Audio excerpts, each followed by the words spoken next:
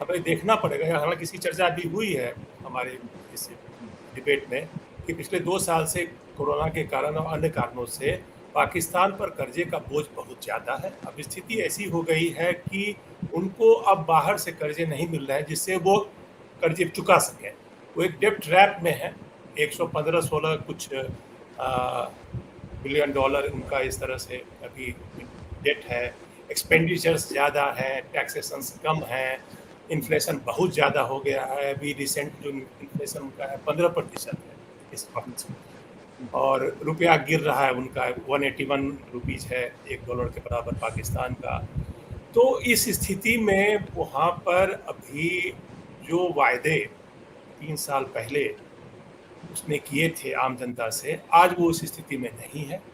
महंगाई इतनी ज़्यादा हो गई, जो मिडिल क्लास का एक जो सपोर्ट बेस उसको था स्टारडम के कारण व्हाटएवर, तो वो सपोर्ट उसके से हटता दिख रहा है।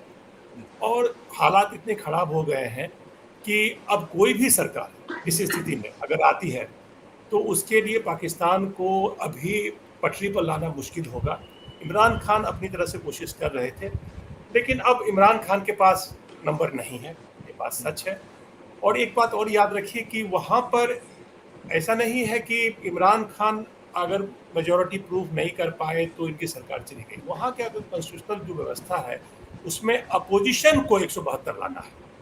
एक ऐसी भी चर्चा सुनने में आ रही है कि इमरान खान एक व्हिप जारी कर रहे हैं अपने सारे सांसदों को कि वो जिस दिन वोटिंग हो उस दिन वो संसद में ना आए। उनको 0 वोट भी मिलता है तो कोई फर्क नहीं पड़ता है, बशर्ते जो ज्वाइंट अपोजिशन है उसको 172 ना आ जाए। इसके पीछे एक और भी कारण है कि वो देखना चाहते हैं कि उनके जो खुद के पीटीआई के कितने लोग क्रॉस वोटिंग करने के लिए तैयार बैठे थे, इसलिए उन्होंने ये व्हिप भी जारी किया हुआ है। तो ये बड़ा इंटरेस्टिंग होगा। जो पाकिस्तान की जो संवैधानिक व्यवस्था है उसके हिसाब से टेबल होने के 7 दिन के अंदर इस पर मतदान होना आवश्यक है। तो ये सोमवार से ज़्यादा डिले नहीं कर सकते हैं, और मतदान आप देखेंगे कि वो एक तरफा ही होगा। इनके पक्ष में जो वोट डाले जाने थे उनको ये हटा रखेंगे, अब्सटेन करा देंगे, बंद कर देंगे कहीं भी, और वो देखना चाहेंगे कि अपोजिशन को 172 वोट मिलते हैं कि नहीं मिलते हैं। तो ऐसा लग रहा है आज की जो एक मीटिंग हुई है जिसमें उन्होंने चार्ट भी सोशल मीडिया में दिखाया है कि उनके पास 175 की संख्या है, तो ठीक है, सरकार हट जाएगी।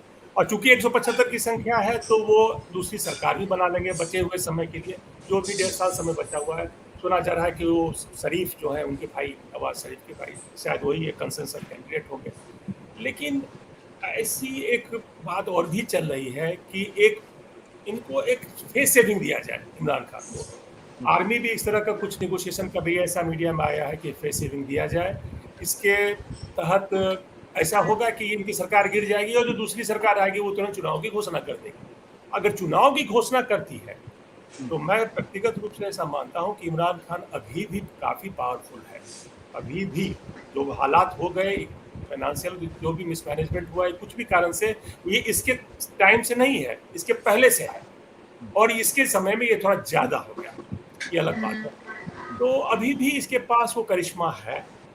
और जहां तक जो बाकी जो इनके खिलाफ जो खड़े हो रहे हैं, जो कैंडिडेट हो रहे हैं, जिनका बायोडाटा आज उन्होंने जिक्र भी किया, उनका करप्शन जो है जग जाहिर है, तो उससे ये बेहतर कैंडिडेट साबित होंगे अगले चुनाव में। और अभी 155 उन्होंने पिछले चुनाव में लिया है, हो सकता है कि अगली बार जो चुनाव हो तो पूर्ण बहुमत से आए, क्योंकि इनके पास पूरा उन्होंने अपना नैरेटिव बना लिया कि उन्होंने कोशिश की थी, उन्होंने काम किया था, विदेशी षड्यंत्र हो गया, अब सरकार उनकी गिर गई है। इसलिए गिर गई थी कि उन्होंने पूर्ण बहुमत नहीं था, उनको प्रेस पे जाना पड़ा था, जो बाद में लोग चिटक गए।